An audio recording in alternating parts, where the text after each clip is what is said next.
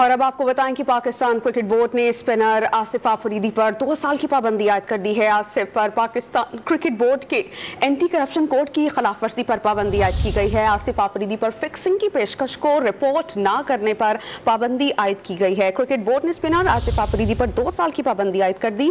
आसिफ आफरीदी पर anti corruption code की खिलाफवर्जी पर पाबंदी आयद की गई है। इस पर हम बात करते हैं डॉनिश के नुमाइंदे इमरान सिद्दीक से। इमरान, जब कोई पेशकश करता है फिक्सिंग की तो उसे रिपोर्ट करना होता है, क्या इन्होंने रिपोर्ट नहीं किया था?